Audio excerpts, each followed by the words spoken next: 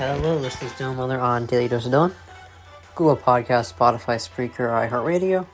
This is Dylan Miller on Daily Dose of Dylan. Alright, so you guys are actually getting 2 podcasts in 2 straight days. How rare is that now? So, today it is going to be shorter than usual.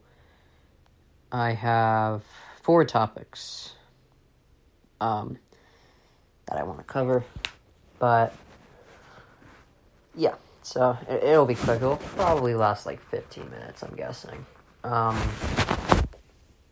So yeah, I mean, I think I'm up to date as far as episodes go. Yeah. Wait, what the hell?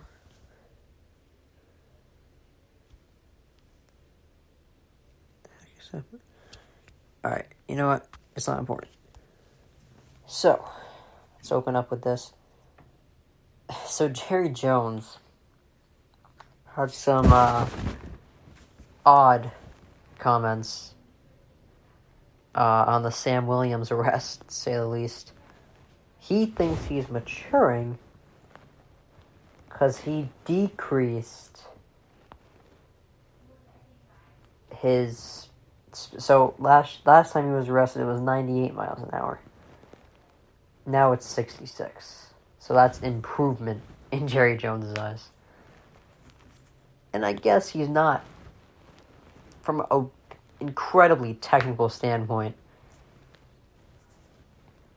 he is right, it is an improvement. But the outcome is no different. He's still arrested, he's still he still has his behavior is still not acceptable. He still has a problem. You know, it doesn't matter how badly you broke the law, you still broke the law. You can't change that.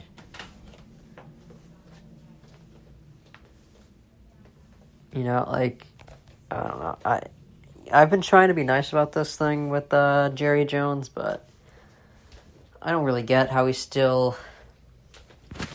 Not only is he still in charge of an NFL team, people are hyping up the NFL team this clown is in charge of.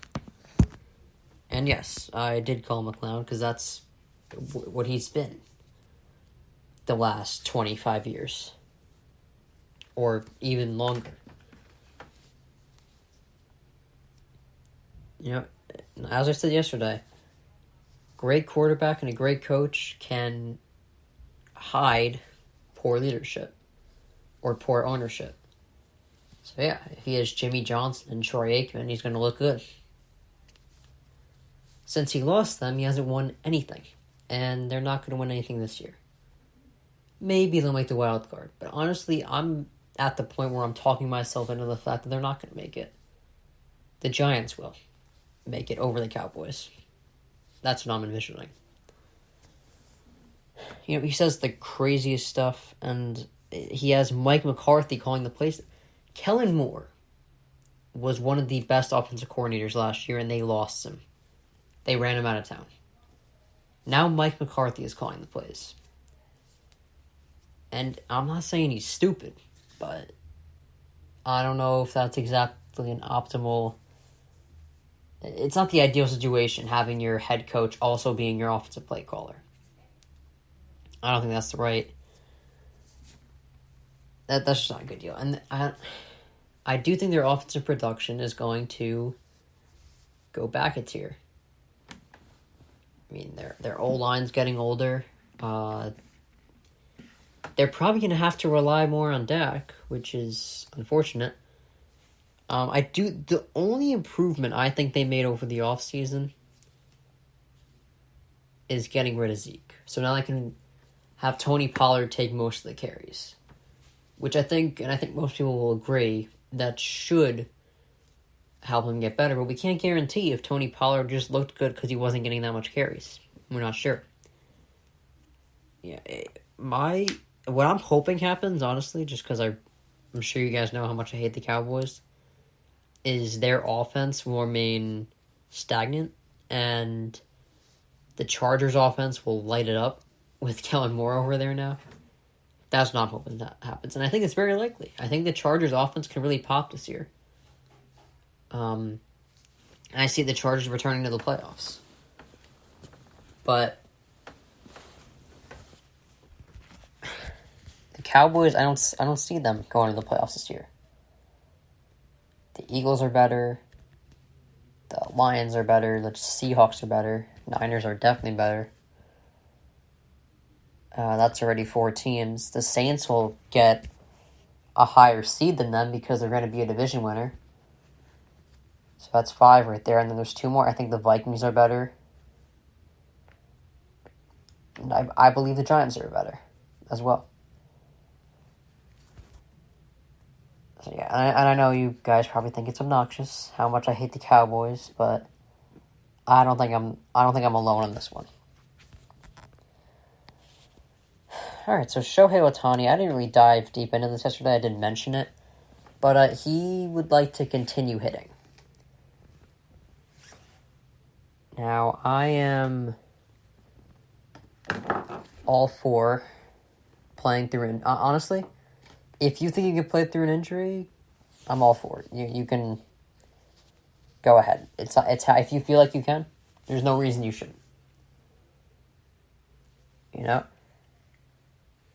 And I hate to encourage taking time off, but this is serious. He could possibly... He's possibly getting his second Tommy John surgery in 5 years. I think it's better, if he misses the rest of this year, let's be real. I think the Angels are going to let him keep playing because he's the only reason their fans still exist, I think.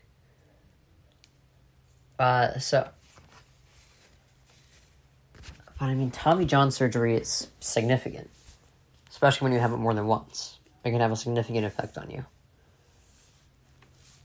And, Ohtani has the potential to possibly be the best player ever. He really can. I don't know. Only other person I can think of that combined hitting and pitching so well was Babe Ruth. But the thing is, if he's on his second Tommy John surgery in 5 years, his career, I believe, will be limited. That's how I see it. And like I said, the Angels, they're gonna keep him going, but... And the Jim Rome show was on today, and he was talking about how, Ohtani doesn't owe them anything. I don't think Ohtani's playing right now because he thinks he owes the Angels anything. I think he's playing right now because it's his love for the game, And I do think this is going to be his last year with the Angels. I think he's going to leave after this year. Because I'm pretty sure he's a free agent. As much as I hate to say it, the Dodgers do seem like the most likely landing spot right now. And as a Yankees fan, the last thing I want to see is the Dodgers get better, but it's highly likely Ohtani goes there. Honestly, the Angels, I think, should be up there and discussing some of the worst franchises in sports. Think about... They've already destroyed... If you have Trout and Ohtani in their prime and you've completely wasted both their careers, I don't know how you do that. They have Ohtani and Trout, both in their prime, and they can't win anything. And you could throw in the Lions as well as a pretty bad team that has wasted a lot of careers, but at least they didn't have 2 prime players, 2 of the best players in the game, and wasted their career. Like, at the same time, They had Ohtani and Trout. They have Ohtani and Trout at the same time, and they can't win anything. at least with the Lions, they had Barry Sanders and Calvin Johnson at separate times. And I'm not saying it's much better that they blew two different careers at a different time, but it's not like they had Calvin Johnson and Barry Sanders and still blew it. And you can even argue Matt Stafford's career. I mean, he's not as important in the NFL as Sanders and Calvin Johnson are, but it's rough. And I think Ohtani is going to leave, and I'm not going to fight him on that, because if I were him, I would do the same thing. Alright, so let's talk about Russell Wilson now. Alright. So, the thing with Wilson, I'm glad he doesn't feel... I mean, obviously he doesn't run from pressure, he said that yesterday, but, he should definitely feel some pressure. I don't think he should go into the season thinking, the outcome of the season doesn't matter, because the Broncos aren't paying him for what he did in Seattle. They're paying him for what they think he can do, what they believe he can do in Denver with them.